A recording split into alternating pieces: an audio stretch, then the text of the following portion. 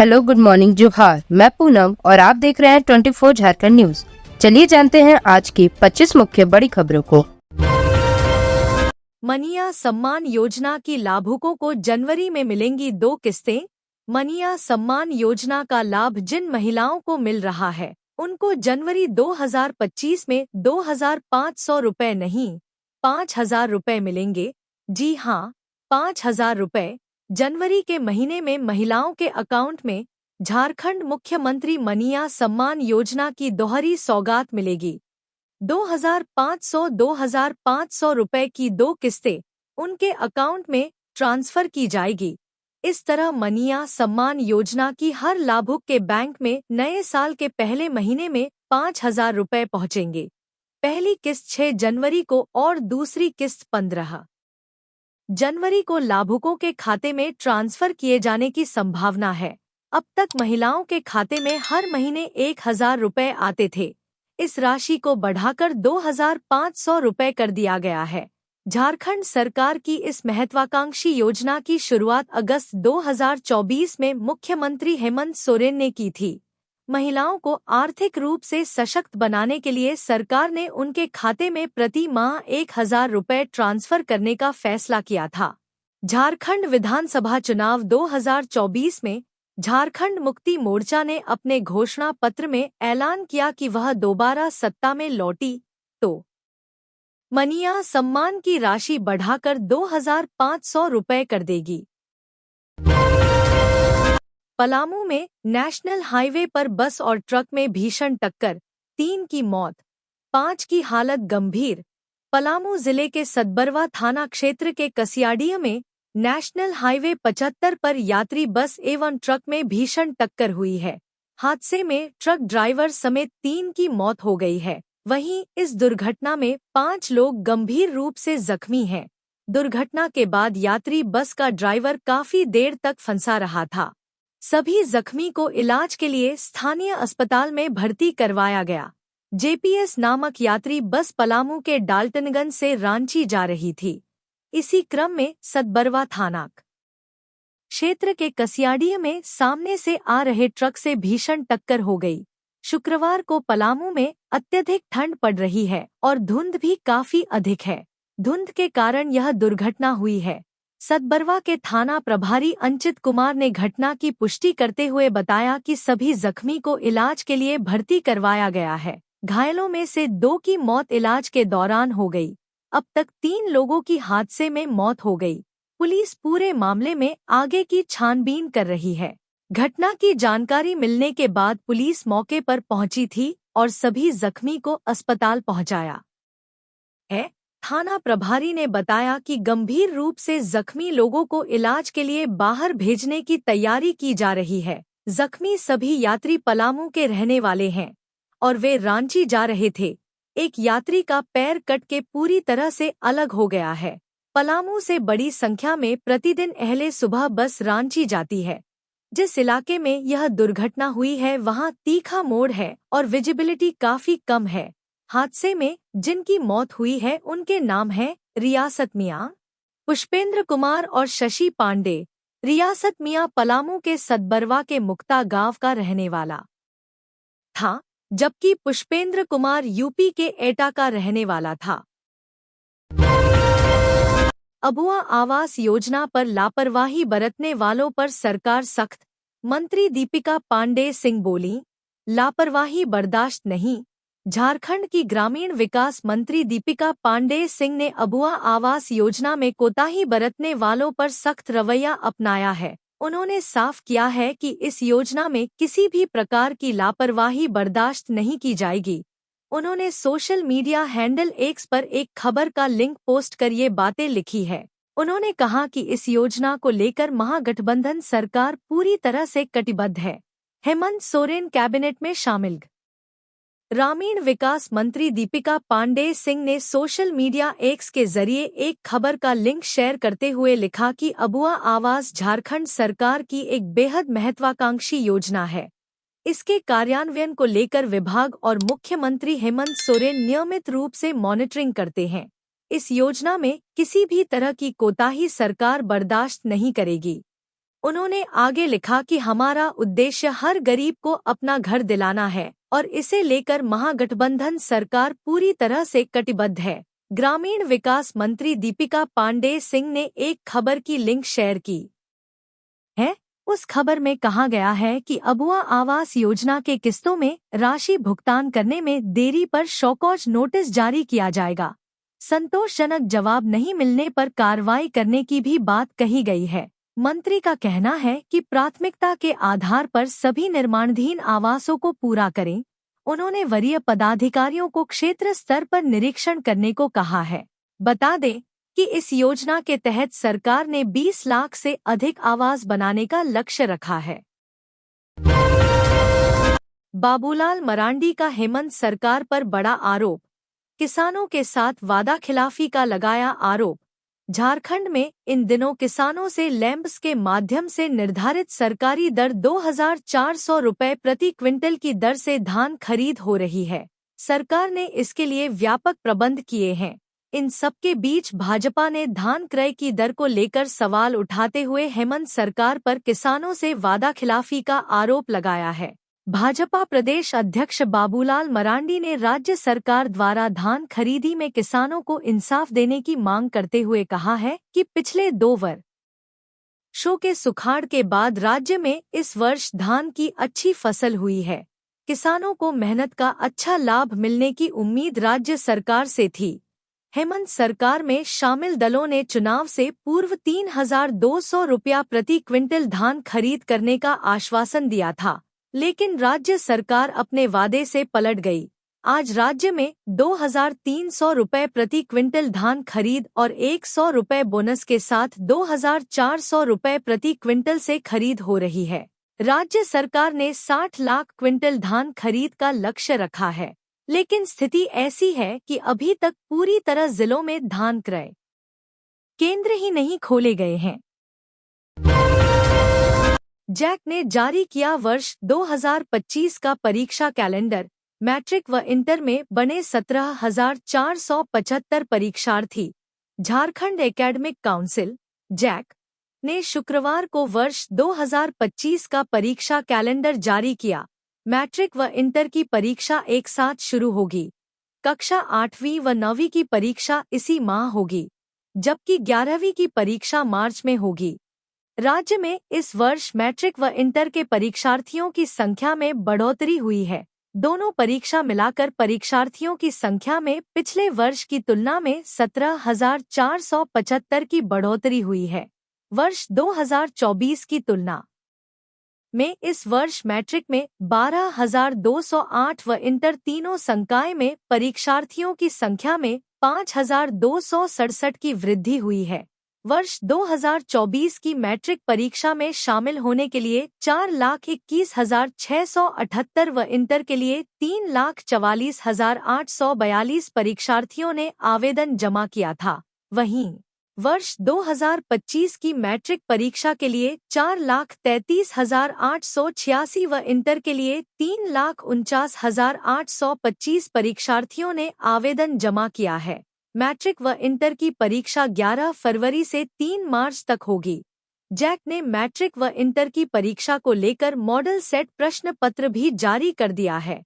परीक्षा में 30 अंक के प्रश्न बहुविकल्पीय होंगे। सभी प्रश्न 1-1 अंक के होंगे। इसके अलावा 20 अंकों का आंतरिक मूल्यांकन होगा। आंतरिक मूल्यांकन स्कूल व कॉलेज के स्तर पर होगा। इसके अलावा 50 अंक में सभी लघु उत्तरीय, दीर्घ उत्तरीय प्रश्न पूछे जाएंगे। परीक्षार्थी मॉडल प्रश्न पत्र जैक की वेबसाइट के अलावा www.jcexamportl.in पर भी देख सकते हैं। जैक ने वर्ष 2025 की कक्षा 8वीं व 9वीं बोर्ड की परीक्षा की तिथि भी घोषित कर दी है। कक्षा 8वीं की बोर्ड परीक्षा 28 जनवरी को एवं कक्षा 9वीं की बोर्ड परीक्षा 29 व 30 जनवरी को होगी। रिश्वतखोरों की अब खैर नहीं, दफ्तरों में लगेगा हेल्पलाइन नंबर, आसानी से कर पाएंगे शिकायत। झारखंड के डीजीपी अनुराग गुप्ता ने आम लोगों से एक अपील की है। उन्होंने कहा है कि आम लोग भ्रष्ट अधिकारियों और कर्मियों की शिकायत करें जिसके बाद पीड़ित का नाम गोपनीय रखकर भ्रष्ट अधिकारियों और कर्मियों पर कार्रवाई की जाएगी। झारखंड के वैसे सरकारी दफ्तर जहां रिश्वत लेने देने की आशंका ज्यादा होती है, उन दफ्तरों में एसीबी के द्वारा जारी किए गए हेल्पलाइन बोर्ड लगाए जाएंगे। अगले 1 सप्ताह के अंदर हेल्पलाइन बोर्ड लगा दिए जाएंगे। बोर्ड पर हेल्पलाइन नंबर लिखा रहेगा जिस पर आम लोग रिश्वतखोरी की शिकायत कर पाएंगे। झारखंड के डीजीपी अनुराग गुप्ता ने बताया कि कोई भी आम इंसान घूसखोर की जानकारी बिना किसी डर के फोन पर दे सकता है। इसके लिए 1064 पर कॉल कर शिकायत की जा सकती है। डीजीपी अनुराग गुप्ता ने बताया कि आम लोग न सिर्फ भ्रष्ट अधिकारियों के द्वारा रिश्वत मांगने की सूचना दें, बल्कि अगर उनके पास यह भी जानकारी है कि किसी अधिकारी ने रिश्वत के पैसे से अवैध संपत्ति इकट्ठा की है तो वह उसकी भी जानकारी दे सकते हैं। डीजीपी ने बताया कि झारखंड में एसीबी के 5 थाने हैं। किसी भी थाने में पीड़ित आकर अपनी शिकायत दर्ज करवा सकते हैं या फिर हेल्पलाइन नंबर के जरिए अपनी शिकायत दर्ज करवा सकते हैं। मातम में बदली पिकनिक पार्टी। रांची में डीजे लदा पिकअप वैन के पलटने से 2 की मौत, आधा दर्जन लोग घायल। रांची के नामकुम में एक पिकनिक पार्टी मातम में बदल गई। दरअसल हुंडरू फॉल जा रहा एक डीजे लदा पिकअप वैन ट्रक के धक्के से अनियंत्रित होकर सड़क किनारे खेत में पलट गई, जिससे खेत में बकरी चरा रहे अधेड़ समेत 2 की मौत हो गई, जबकि आधा दर्जन लोग घायल हो गए। वैन में सवार सभी लोग एक वनभोज कार्यक्रम में शामिल होने जा रहे थे। मृतकों में 45 वर्षीय महिलौंग निवासी अरुण मिर्धा, युवक मनीष महतो शामिल हैं, जबकि घायलों में वैन चालक उदेन महतो, पिंटू, राहुल महतो, हेमंत महतो, विकास महतो, चमन महतो शामिल हैं। घटना टाटीसिलवे थाना क्षेत्र अंतर्गत महिलौंग फतरू टोली रिंग रोड की है। जानकारी के अनुसार बालिका विद्यालय की स्कूली छात्राओं ने एक फुटबॉल टूर्नामेंट में खस्सी जीता था। इसी खुशी में हैसापीढ़ी के ग्रामीणों के साथ सभी लोग रांची के हुंडरू फॉल पिकनिक मनाने जा रहे थे। पिकनिक में शामिल होने जा रहे लोगों ने डीजे का भी इंतजाम किया था, जिसे एक पिकअप वैन में ले जाया जा रहा था। उस पिकअप वैन में तकरीबन 10 लोग सवार थे। इस दौरान जैसे ही पिकअप वैन महिलौंग फतरू टोली के समीप पहुंची तो पीछे से आ रहे अज्ञात ट्रक ने टक्कर मार दिया, जिससे पिकअप वैन अनियंत्रित होकर सड़क किनारे एक खेत में पलट गई, जिससे खेत में बकरी चरा रहे 45 वर्षीय अधेड़ और एक युवक की मौत वैन के नीचे दबकर हो गई। मनिया सम्मान योजना समारोह में अपनी कला का प्रदर्शन करेंगे कलाकार। रांची डीसी ने अफसरों को दिए निर्देश। झारखंड मुख्यमंत्री मनिया सम्मान योजना के राज्य स्तरीय समारोह की तैयारियां जोरों पर हैं। नामकुम के आर्मी ग्राउंड खोजाटोली में 6 जनवरी को जिला प्रशासन द्वारा बड़े स्तर पर कार्यक्रम का आयोजन किया जा रहा है। इसमें राज्य भर से 3 से 4 लाख महिलाएं शामिल होंगी। लोक कलाकार अपनी कला का प्रदर्शन भी करेंगे। मुख्यमंत्री मनिया सम्मान योजना के राज्य स्तरीय समारोह में मुख्यमंत्री हेमंत सोरेन लाभुकों के खाते में योजना की बढ़ी हुई सम्मान राशि 2,500 रुपये भेजेंगे। कई लाभुकों के खाते में योजना अंतर्गत बढ़ी हुई सम्मान राशि भेजी जा चुकी है। बाकी लाभुकों के खाते में 6 जनवरी को डीबीटी के माध्यम से सम्मान राशि ट्रांसफर की जाएगी। झारखंड मुख्यमंत्री मनिया सम्मान योजना के राज्य स्तरीय समारोह में पूरे राज्य से 3 से 4 लाख महिलाएं शामिल होंगी। दूसरे जिलों से आने वाले लाभुकों के आवागमन, अल्पाहार, वाहनों की पार्किंग आदि व्यवस्था के लिए तैयारी की जा रही है। उपायुक्त मंजुनाथ भजंत्री पूरी तैयारी पर बारीक नजर रख रहे हैं। उन्होंने संबंधित पदाधिकारी को यह सुनिश्चित करने के निर्देश दिए हैं कि कार्यक्रम में शामिल होने वाली महिलाओं को किसी तरह की परेशानी ना हो। खूंटी में पीएलएफआई के 3 नक्सली गिरफ्तार। बड़ी घटना को अंजाम देने की थी तैयारी। प्रतिबंधित नक्सली संगठन पीएलएफआई के 3 सक्रिय नक्सलियों को खूंटी पुलिस ने जरियागढ़ थाना के बकसपुर जंगल से गिरफ्तार कर लिया है। गिरफ्तार नक्सलियों में कुख्यात नक्सली प्रशांत कुमार उर्फ डब्लू, कमलेश गोप उर्फ लंबू और राम दयाल सिंह उर्फ करम दयाल सिंह शामिल है। पुलिस ने नक्सलियों के पास से एक देसी कट्टा, 2 जिंदा कारतूस, पीएलएफआई के 14 पर्चे और 4 मोबाइल बरामद किए हैं। डीएसपी क्रिस्टोफर केरकेट्टा ने शुक्रवार को प्रेस कॉन्फ्रेंस कर नक्सलियों की गिरफ्तारी की पुष्टि की है। उन्होंने बताया कि नक्सली प्रशांत कामडारा थाना क्षेत्र के कुली गांव का रहने वाला है, जबकि कमलेश गोप बकसपुर के किनुटोली और राम दयाल सिंह बड़का रेगरे गांव का रहने वाला है। उन्होंने बताया कि प्रशांत 1 साल तक जेल में रहने के बाद हाल में जमानत पर बाहर निकला है और नक्सली गतिविधियों में संलिप्त हो गया। डीएसपी ने बताया कि एसपी अमन कुमार को गुप्त सूचना मिली थी कि पीएलएफआई के कुछ नक्सली किसी घटना को अंजाम देने की फिराक में हैं और बकसपुर जंगल में जमा हुए हैं। सूचना मिलने के बाद डीएसपी क्रिस्टोफर केरकेट्टा के नेतृत्व में पुलिस टीम का गठन कर जंगल में छापेमारी की गई और तीनों नक्सलियों को गिरफ्तार कर लिया गया। जमशेदपुर पुलिस ने सूरज हत्याकांड का किया खुलासा, 3 आरोपी गिरफ्तार। सामने आई चौंकाने वाली वजह। ऑटो चालक सूरज प्रमाणिक हत्याकांड का जमशेदपुर पुलिस ने शुक्रवार को खुलासा कर दिया है। पुलिस ने हत्या में संलिप्त 3 आरोपियों को गिरफ्तार कर लिया है। आरोपियों के पास से पुलिस ने हत्या में प्रयुक्त अवैध हथियार भी बरामद किया है। आरोपियों की गिरफ्तारी की पुष्टि जमशेदपुर के एसएसपी किशोर कौशल ने की है। जानकारी के अनुसार 2 जनवरी 2025 के दिन अज्ञात अपराधियों ने ऑटो चालक सूरज प्रमाणिक को दौड़ाकर गोली मार दी थी। सूरज पिछले कई वर्षों से सोनारी छोड़कर परसुडिया क्षेत्र में रहता था, लेकिन कुछ महीने पूर्व ही वह वापस सोनारी में रहने लगा था। जमशेदपुर एसएसपी किशोर कौशल ने बताया कि पुरानी रंजिश को लेकर सूरज प्रमाणिक की हत्या 2 जनवरी को सोनारी थाना क्षेत्र अंतर्गत कारमेल जूनियर के समीप की गई थी। उन्होंने बताया कि घटना के बाद एक एसआईटी गठित की गई थी। मामले में एसआईटी ने त्वरित कार्रवाई करते हुए तकनीकी अनुसंधान के जरिए आरोपियों को ढूंढ निकाला और पूरे मामले का उद्भेदन किया है। समन की अवहेलना मामले में हेमंत सोरेन को जवाब देने के लिए कोर्ट ने दिया 4 सप्ताह का समय। सीएम हेमंत सोरेन ने ईडी द्वारा दर्ज शिकायत वाद को निरस्त करने का आग्रह किया है। उनका तर्क है कि जिस समन की अवहेलना का आरोप लगाया जा रहा है, उसका उन्होंने जवाब दिया था और वह समन लैप्स हो गया था।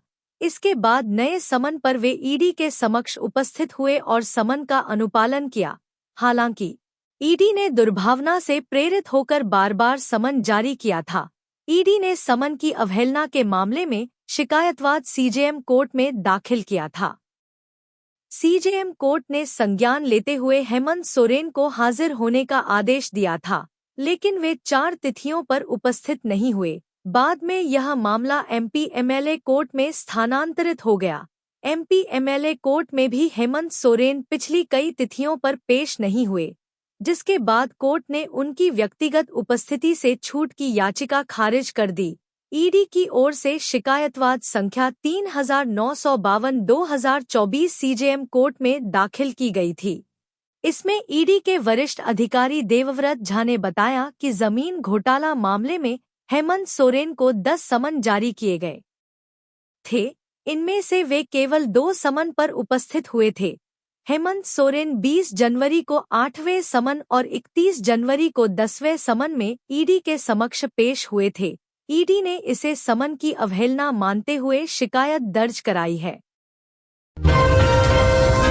साइबर अपराध पर नकेल, फिर भी क्राइम का ये मॉड्यूल है खतरनाक और सबसे ज्यादा सक्रिय। साइबर क्राइम के लिए झारखंड बदनाम रहा है, खासकर प्रदेश का एक जिला जिसका नाम लगभग हर केस में सामने आता है। कई राज्यों की पुलिस यहां आकर कार्रवाई भी कर चुकी है। आलम ऐसा है कि इस जिले के नाम पर ओटीटी पर एक वेब सीरीज भी बनाई गई है, जिसमें यहां से जुड़े साइबर क्राइम के कई तथ्यों को नाटकीय तरीके से दर्शाया गया है। हालांकि साइबर क्राइम के खिलाफ लगातार कार्रवाई हो रही है। न सिर्फ जामताड़ा बल्कि झारखंड के हर जिले में इसको लेकर प्रशासन सख्त है। राज्य में पिछले 6 वर्षों के दौरान 5146 साइबर अपराधी पकड़े गए। पुलिसिया शिकंजे का आलम यह है कि कई जिलों की जेलों में कैदियों की संख्या में सबसे ज्यादा साइबर अपराधी हैं। इसके बावजूद आए दिन किसी न किसी व्यक्ति के साथ साइबर ठगी की वारदात को अंजाम दिया जा रहा है। झारखंड के डीजीपी अनुराग गुप्ता के अनुसार झारखंड में साइबर अपराध का ग्राफ बढ़ा है, यह नहीं कह सकते हैं साइबर अपराधी बढ़े हैं। यह भी अभी सटीक नहीं कहा जा सकता है, लेकिन यह तय है कि हम कार्रवाई बहुत सटीक कर रहे हैं। डीजीपी के अनुसार झारखंड के बाहर से हो रही साइबर ठगी के आंकड़ों को झारखंड से जोड़कर नहीं देखा जा सकता है। डीजीपी के अनुसार साइबर अपराध का आंकड़ा हम डायल 1930 पर आई शिकायतों पर करते हैं। इसमें झारखंड से बाहर के मामले भी रिपोर्ट होते हैं। जनवरी में मनिया और सर्वजन लाभुकों पर होगी पैसों की बरसात।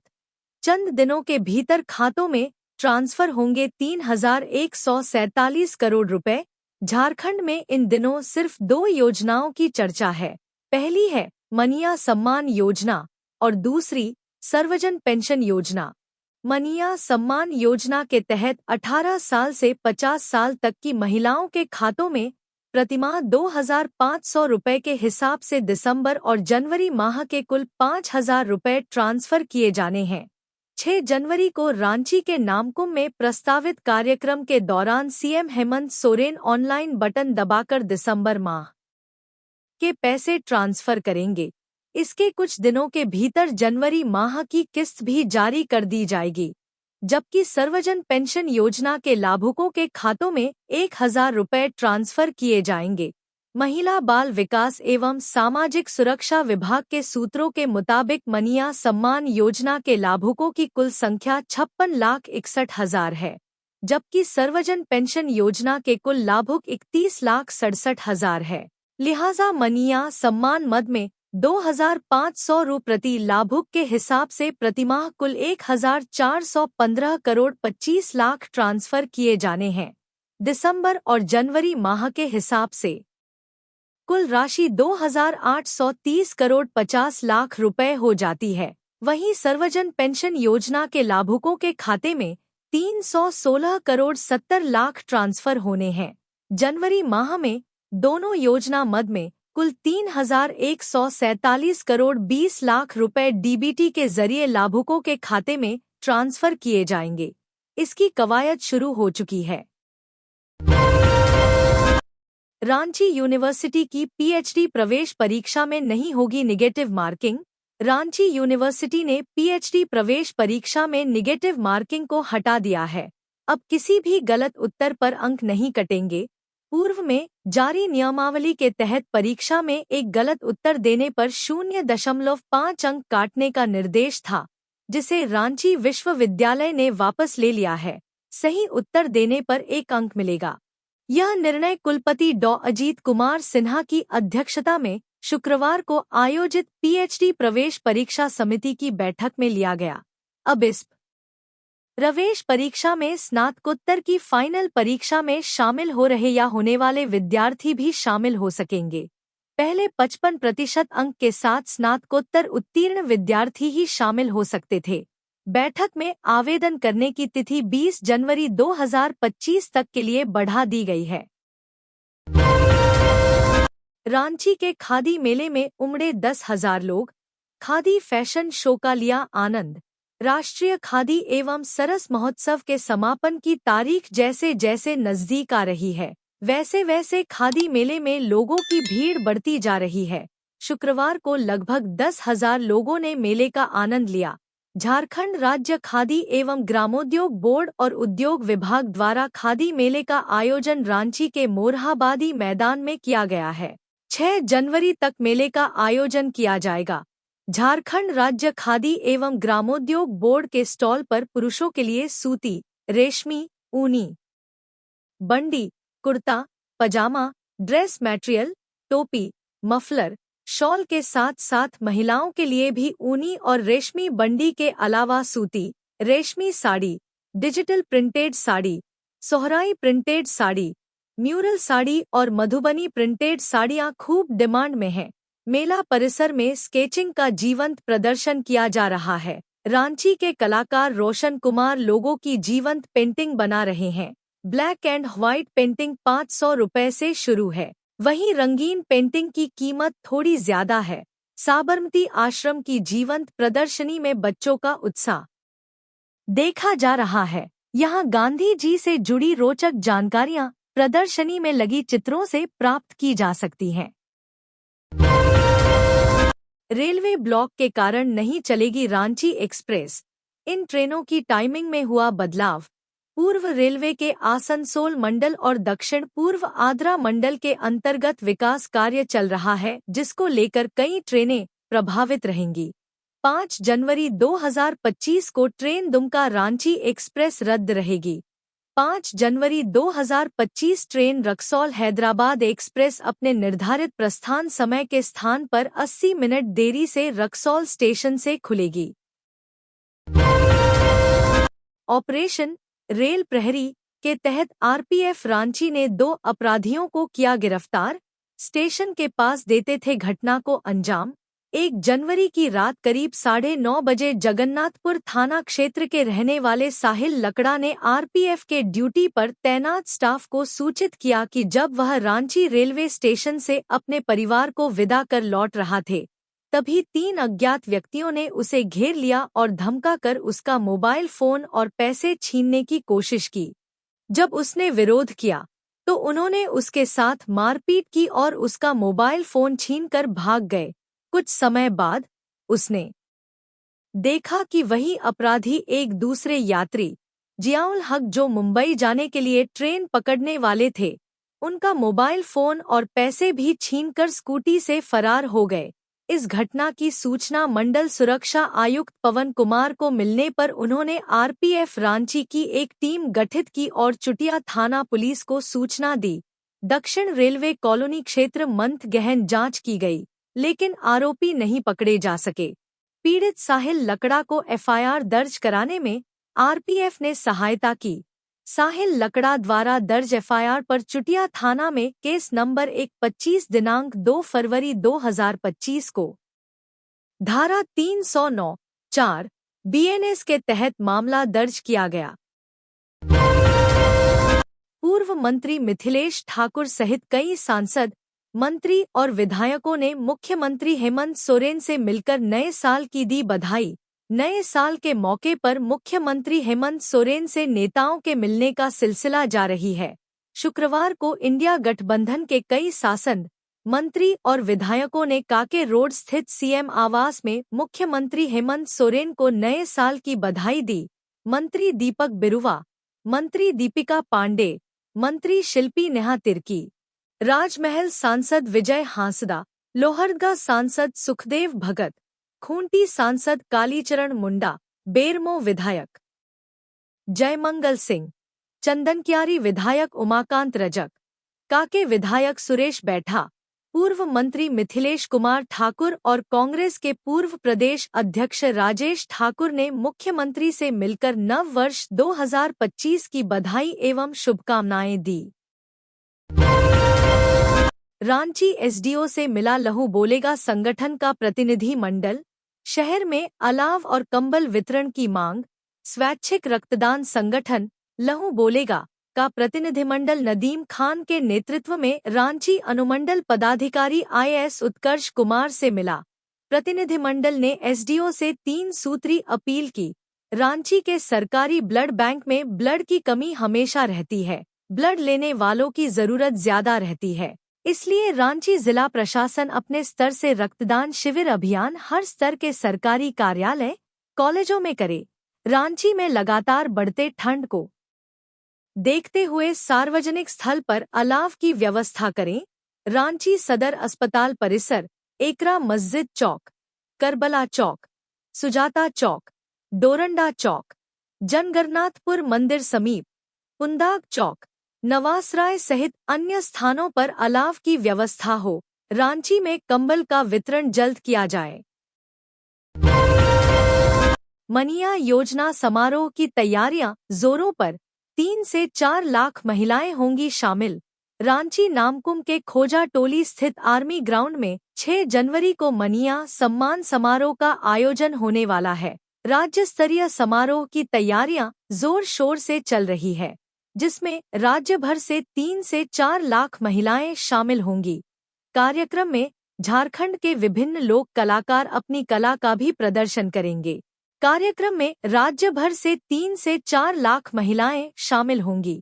डीसी की निगरानी में दूसरे जिलों से आने वाली महिलाओं के लिए यात्रा, अल्पाहार, वाहन, पार्किंग और अन्य व्यवस्था की गई है। उन्होंने संबंधित अधिकारियों को निर्देश दिया है कि महिलाओं को कोई असुविधा न हो। मनिया सम्मान योजना कार्यक्रम में सीएम हेमंत सोरेन करीब 56 लाख महिलाओं के खाते में 2,500 रुपए ट्रांसफर करेंगे। कई लाभार्थियों के खाते में पहले ही राशि ट्रांसफर की जा चुकी है, वहीं बाकी लाभार्थियों के खातों में 6 जनवरी को यह राशि भेजी जाएगी। तो ये थी आज की झारखंड की टॉप बड़ी खबरें। इसी तरह झारखंड की हर छोटी सी बड़ी खबर देखने के लिए आप हमारे चैनल 24 झारखंड न्यूज को सब्सक्राइब करके बेल आइकन प्रेस कर ले, जिससे झारखंड की हर छोटी सी बड़ी खबर की अपडेट आप तक पहुंचता रहे। तो आज के लिए बस इतना ही, हमें दीजिए इजाजत, फिर मिलते हैं नेक्स्ट न्यूज में।